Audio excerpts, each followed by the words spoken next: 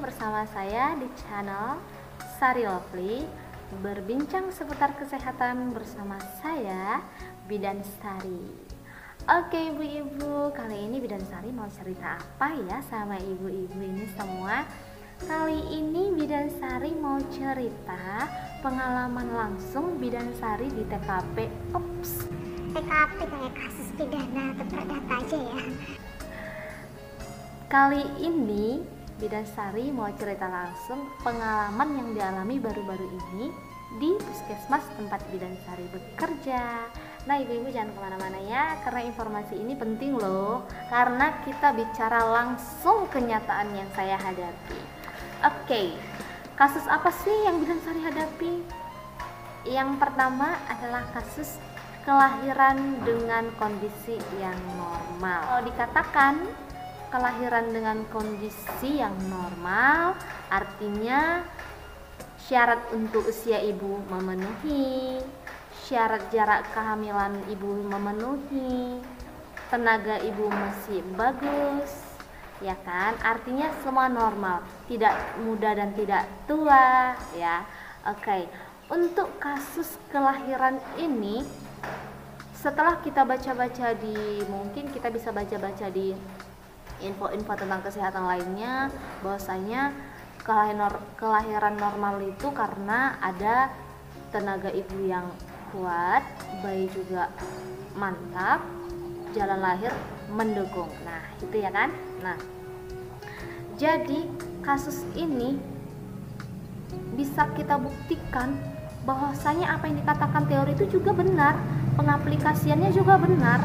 Nah, ketika saya dihadapkan dengan ibu hamil dengan kondisi normal dan semuanya sempurna, ibu tidak terlalu sulit untuk mengeluarkan bayinya, tidak sulit untuk mengedan, gitu ya kan. Nah, ketika saya sudah periksa dalam dan pembukaannya lengkap, maka kami bersiap untuk menolong persalinan ibu. Dan ketika ibu kami pimpin untuk mengedan, bayangkan ibu-ibu dia cuma butuh satu edanan. Setelah dia tahan-tahan lalu dia tarik napas panjang, lalu hanya satu kali mengedan, bayi lolos dari jalan lahir. Sebenarnya beratnya juga lumayan loh ibu-ibu, 3.500 gram. Panjang badannya juga 5 cm. Bayi langsung menangis. Artinya ibu-ibu ternyata itu benar semuanya. Di saat ibu yang sehat melahir dengan kondisi yang normal, melahirkan bayi akan sehat juga. Jadi kami nggak perlu panik, semua sehat, pendarahan normal. Lalu setelah kami pantau, kami bisa pulangkan ibu. Itu ya ibu-ibu ya. Dan ibu ini juga termasuk orang yang rajin untuk kontrol ke bidan, sehingga memang semua dipantau. Jadi benar-benar di kasus yang pertama ini benar-benar terbukti bahwasanya cermat dalam kehamilan akan menghasilkan hasil yang maksimal juga.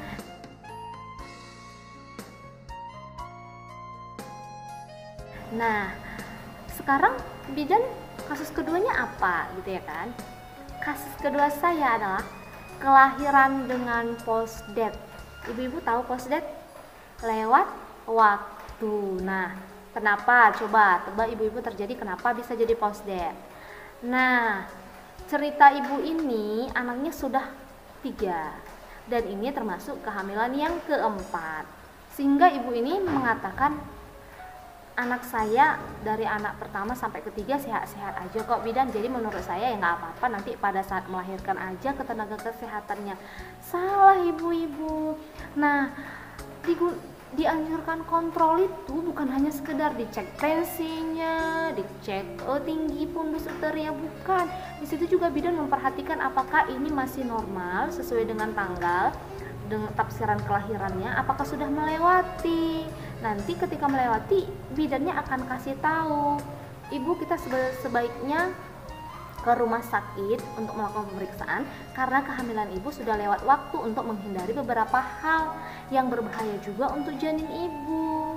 Jadi ibu ini sepele, dia nggak mau kontrol. Setelahnya kami jadi bagaimana ya? Kami juga bidan puskesmas, dia datangnya dari desa yang nggak pernah kami inspeksi dengan kami, yang kami nggak tahu riwayatnya bagaimana. Kami menolong saat itu. Di saat ibu itu datang ke pelayanan kesehatan, dia sudah buka 8, ya kan? Dia sudah buka 8 dan kami bersiap untuk mempersiapkan alat-alat untuk menolong persalinan ketika ibu ini sudah pembukaan lengkap, di mana pembukaan lengkap itu adalah pembukaan yang siap untuk menolong ibu bersalin. Nah, setelah kami tolong nih ibu-ibu, ternyata ibu ini sangat sulit untuk mengedan. Setelah keluar bayi bersamaan dengan air ketuban yang benar-benar keruh dan berbau, kami langsung katakan ke ibu, "Ibu, ini sudah lewat waktu. Ibu tidak rajin inspeksi pastinya kan? Tidak pernah." Nah, itulah kendalanya ibu-ibu. Akhirnya bayi itu lahir bercampur dengan air ketuban yang sudah keruh dan berbau. Bisa dong kita bayangin, cairan ketuban yang sudah berbau akan tersedot itu bayi, tertelan, itu sangat berbahaya ibu-ibu. Posdet itu bisa membuat bayi meninggal dalam kandungan loh. Kalau dia termakan mekonium, dia bisa jadi infeksi dan banyak sekali lagi yang akan terjadi kepada bayi. Pada saat itu bayi lahir nggak langsung menangis nih bu. Kami langsung taruh rangsangan, ada rangsangan, lalu kami pancing bayi untuk menangis. Kami sedot cairan dari dalam hidung dan dari mulut agar pernapasan lancar. Akhirnya menangis. Dan ibu-ibu ingat, kelahiran yang postdet sangat ketahuan dari tali pusat ibu pucat. Berbeda dengan yang normal itu seperti penuh darah dan ada seperti, kalau dikatakan itu darah segar yang kalau kita potong itu darah kan. Ibu ini tali pusatnya sudah kisut, berwarna pucat. Bisa bayangin kan, bayi juga akan kelaparan di dalam, karena memang pada saat ibu dengan kehamilan postdet ini, kelahiran lewat waktu ini, itu fungsi plasenta udah benar-benar menurun. Nah, akhirnya apa? Bayinya tidak terlalu besar, hanya pas-pas aja 2600 gram. Padahal batas ambangnya 2500 gram kan ibu-ibu. Akhirnya bayinya kecil. Nah, setelah kami tidak kasih pulang, kami pantau dulu bayi, kami pantau juga ibu apakah nanti jadi pendarahan. Setelahnya kami lihat dan pastikan dengan dokter dia sehat, maka boleh kami pulangkan. Itu ya ibu-ibu ya. Jadi kita benar-benar harus cermat dalam kehamilan kita.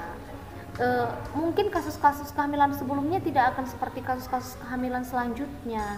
Jadi kita harus rajin kontrol ketika kita sudah tahu kita lagi mengandung. Itu ya ibu ya, itu cerita saya untuk kasus yang kedua.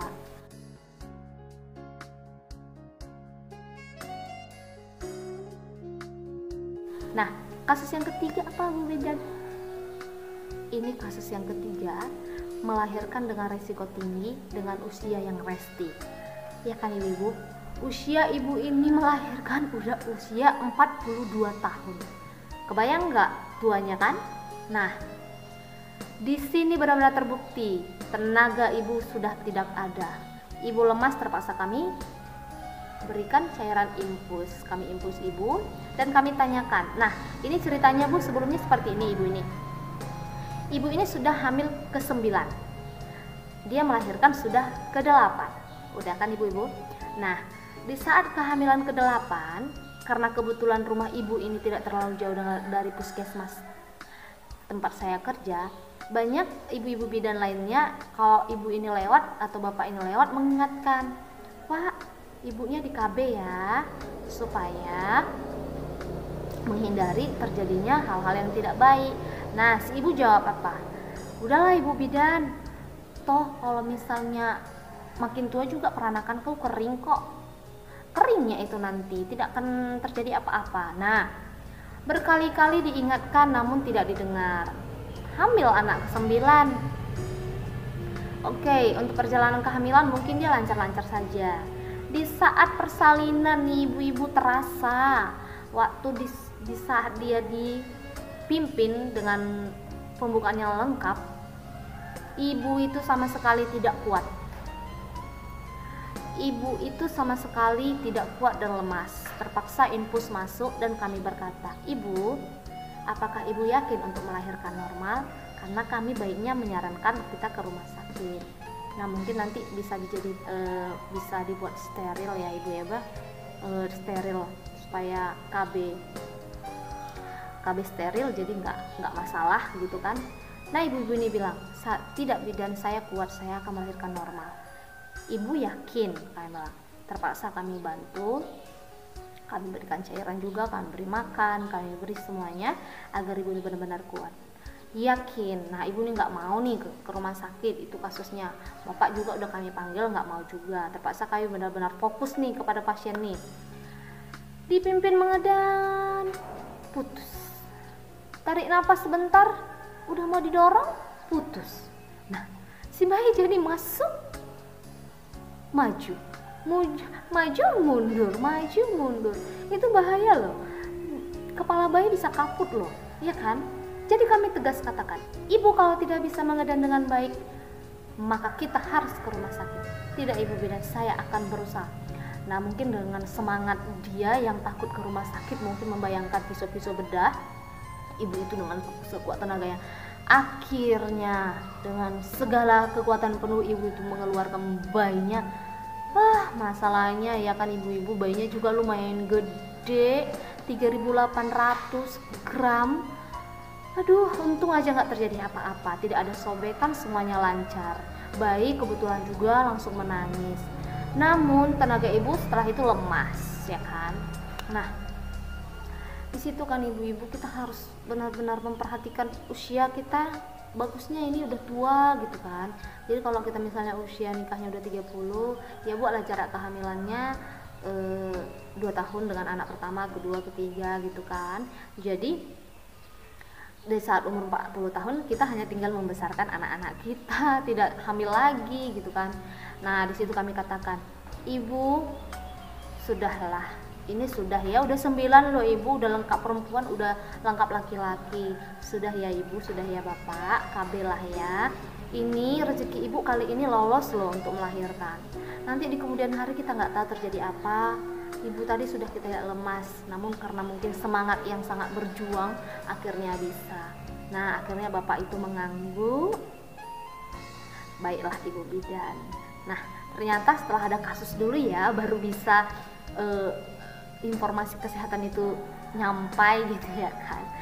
Oke lah ibu-ibu, itulah untuk cerita saya di 3 kasus yang baru-baru ini saya alami. Dan sampai saat ini bayi 3 orang ibu dan 3 anak sehat-sehat saja, mudah-mudahan ya kan ibu-ibu. Nah, untuk ibu-ibu yang lagi hamil nih, semangat, jangan lupa untuk kontrol nanti agar pelayanan kesehatannya lebih cepat untuk bisa mengarahkan ibu kemana dan kemana. Oke, untuk cerita saya kali ini saya akhiri sampai sini. Semoga cerita ini bermanfaat untuk ibu-ibu, dan tetap dukung channel saya agar saya selalu semangat memberikan informasi kesehatan yang sederhana untuk ibu. Oke, sampai jumpa di video selanjutnya. Bye bye.